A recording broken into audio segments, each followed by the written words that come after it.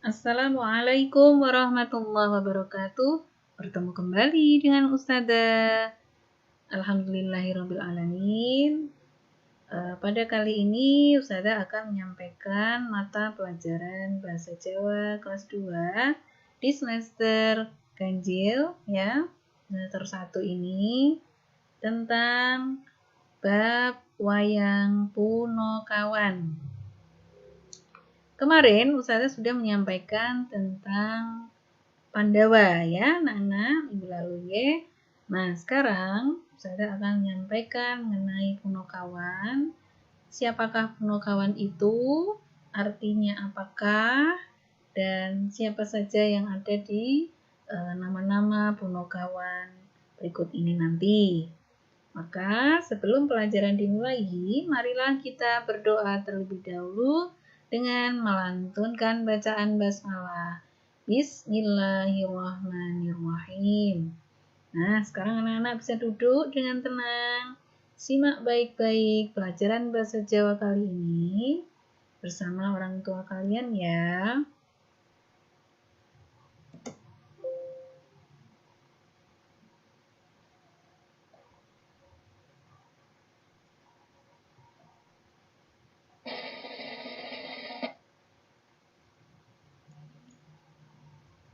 Ya, kali ini saya akan menyampaikan tentang materi wayang Punokawan.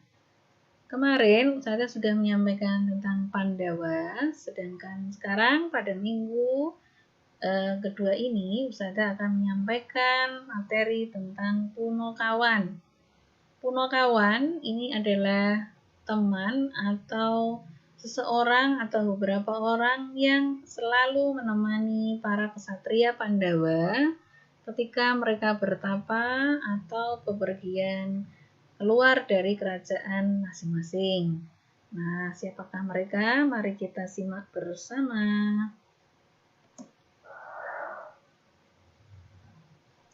Nah, di sini anak-anak akan menemukan gambar dari para Punokawan. Nah, ada berapakah Punokawan itu? Pastinya anak-anak bisa menghitung ya. Ya, gambar Punokawan ada yang namanya Semar, Gareng, Petro, lan Bagong. Ya, ada 4 ya. Situ ada 4 sekawan atau Punokawan yang selalu menemani para kesatria Pandawa dan selalu memberi nasihat, kemudian ngemong atau merawat dan selalu memberi pesan yang baik ketika mereka sedang dalam masalah ataupun mencari jalan keluar untuk menyelesaikan permasalahan kerajaan. Mari kita simak bersama ya. Katrangan bab Punokawan. Punokawan berasal dari kata pono, artinya paham, dan kata kawan yang berarti teman. Tentunya kalian juga punya teman kan? Nah, kebetulan Punokawan ini cacai ono papat. Cacai itu jumlahnya ya. Orangnya itu ada 4. Diambil dari kata kawan atau sekawan yang artinya 4. Jadi 4 orang ini atau 4 cantre ini ya yang selalu menemani terutama Raden Harjuna atau Janaka ya, karena beliau sering mengadakan perjalanan untuk semedi atau mencari wahyu dan untuk menyerang para musuhnya, maka para satria Pandawa membutuhkan strategi. Nah, nasihat dari keempat Punokawan inilah yang sangat dibutuhkan oleh para satria Pandawa. Arane Punokawan yaitu tadi sudah saya disebutkan di depan ya, di gambar juga sudah dicantumkan nama masing-masing Punokawan tersebut, yaitu Semar, Gareng, Petro, lan Bagong. Simak berikutnya ya. Yang pertama Semar, Semar utawi sebutannya yaitu nama lainnya Kyai Semar Badranaya. Nah, Semar ini yaitu ramane utawa ayahnya para Punakawan. Jadi ayah itu yang memimpin bisa juga, kemudian yang mengasuh. Jadi tidak semuanya sebetulnya tanggung jawab beliau adalah untuk ngomong, nggih, beri nasihat utawa maringake pitutur sing apik, jalan keluar yang baik untuk para Satria Pandhawa. Semar duweni watak setya tuhu. Setya tuhu kuwi artine setia, ya. Setia dan ikhlas melayani ngabdi dhateng para kesatria ingkang gadah pakarti luhur. Ya, jadi di cerita Baratayuda utawa Ramayana itu Punakawan ini terutama Semar ya ini selalu memberi nasihat yang baik kepada para raja atau raden yang memiliki budi pekerti yang baik ya. Jadi ada dua kan, jadi ada Pandawa, ada Kurawa. Nah, kalau Pandawa ini yang baik, Kurawa ini yang jahat. Pasti ada dua hal itu dalam kehidupan kita sekarang ini ya. Sampai nanti kita dewasa juga akan menemukan hal yang sama. Kalau ada orang baik, pasti juga ada orang jahat. Nah, Semar ini memiliki ciri-ciri awak lemu. Nggih, awak lemu nggih. Duweni kuncung. Kemudian motone mbrebes nggih. Moto mbrebes menika tiyange utawa wonge kuwi duwe ati ingkang alus nggih. Lambe mesem. Selalu tersenyum, tidak pernah cemberut, ya, tidak pernah mecucu utawa nesu, nggih. Lambene mesem, ramah kepada siapapun. Ya, kemudian selanjutnya mari kita simak berikutnya. Punakawan keloro yaiku Gareng. Gareng iki merupakan anak barep atau anak pertama dari Semar ya. Jadi anak yang sebetulnya memiliki kelebihan ya karena Gareng ini juga jeneng liyane ya Nala Gareng nggih. Awake cilik nyeyet. Nah, cilik gering nggih, cilik nyeyet. Duweni beberapa kekurangan nggih, yaiku tangane ceko. Tangan ceko itu cacat nggih, tangan yang tidak sempurna seperti kita saat ini. Jadi memiliki tangan yang beda dengan seluruh saudaranya ya, yang dua saudaranya nanti. Kemudian Motokero iku yaiku ora seneng ndeloki utawa ora tidak suka dengan hal-hal yang buruk. Makanya dia memiliki mata yang kero atau cacat. Ini juling ya.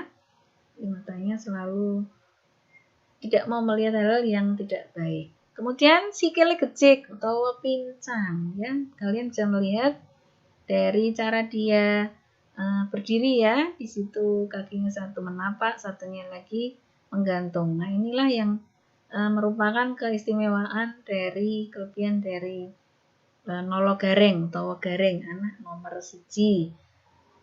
Dia memiliki keistimewaan juga suaranya cempreng, suaranya cempreng.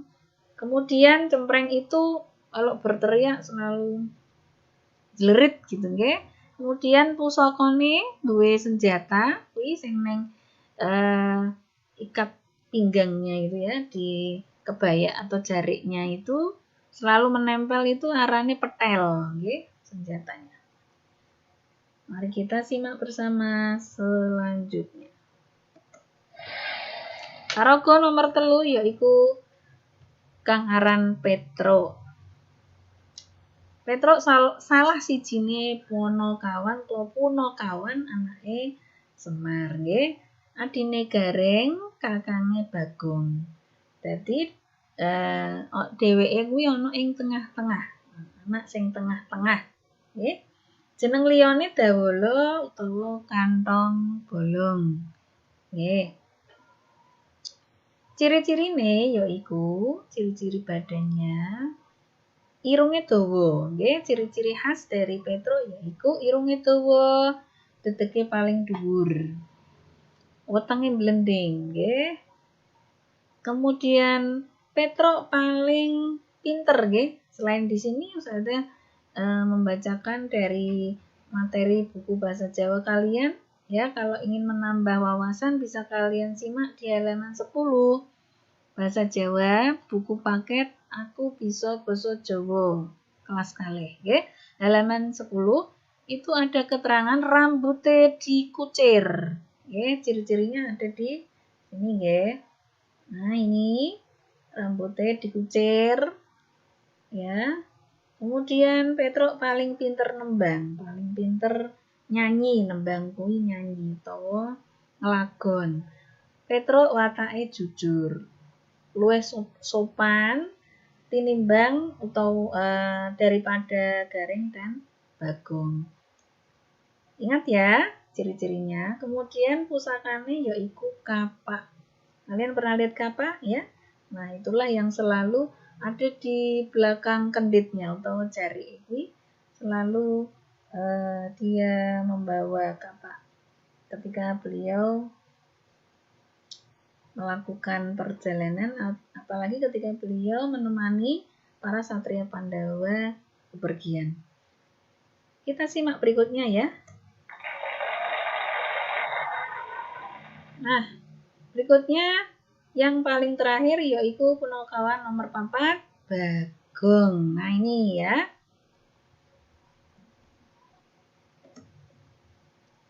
Dia anak ragil utawa paling cilik, paling kecil dari Putra Semar. Jadi dari Putra Semar ini Bagong paling kecil, anak bungsu ya, anak paling terakhir. Nama lainnya, nama lain atau jeneng liyane saka Bagong yaiku Bawor. Nggih, Bawor menika nama lain ya, kemudian Cepot lan Astra Jingga. Biasanya kalau Cepot itu ada di wayang daerah Jawa Tengah Kulon atau Barat, nggih. Cepot bisa juga Astra Jingga ini juga di daerah Kulonan. Cepot terkadang juga dipakai di wayang Jawa Barat ya, wayang golek. Selanjutnya ciri-cirinya adalah botak nggih. Nah, bathuke nonong jembar, botak nggih, bibire nduwer, lambe nggih. Bibir itu lambe, lambene nduwer, mangape ombo nggih. Kemudian perutnya buncit. Biasanya mulut yang begini biasanya seringnya suka ngomong wae nggih. Jadi dia itu kalau bicara sembrono, kadang tidak tahu tata krama dengan orang yang lebih tua. Makanya hati-hati kalau berbicara, jagalah kesopanan. Pusakane kang aran senjata kudi nggih. Jadi ini seperti keris yang selalu menempel ya. Walaupun kelihatannya memiliki badan yang seperti ini, tapi dia memiliki kesaktian juga sama dengan para saudaranya yang lain. Nah, sifate nggih yaiku suka jambal-jambal kuwi ndablek. Artine kurang tata krama terhadap orang lebih tua. Jadi dia ini tidak bisa basa, tidak bisa menggunakan bahasa yang halus, jadi ceplas-ceplos, nggih. Hati-hati.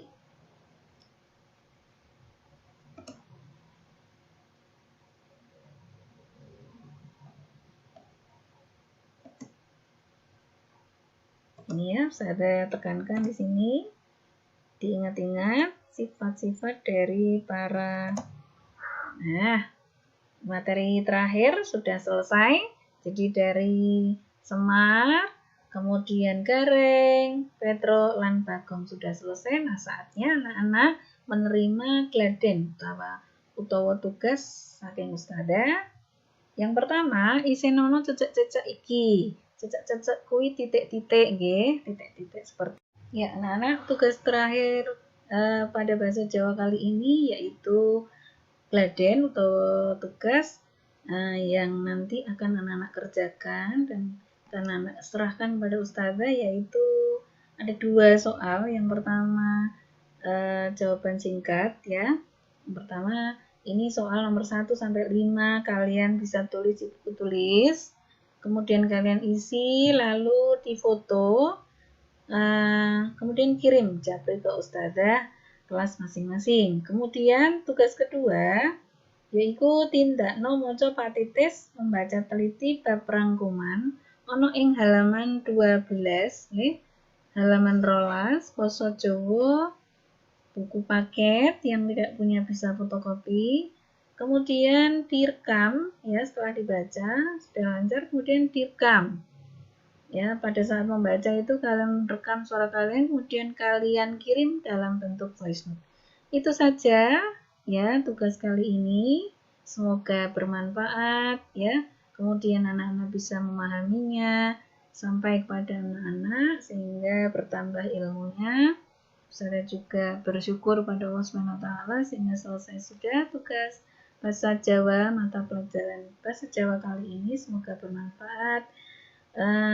Terima kasih kepada Bunda, Ayah, Bunda yang sudah mendampingi anak-anak semua belajar di rumah. Wabillahi taufiq wal hidayah.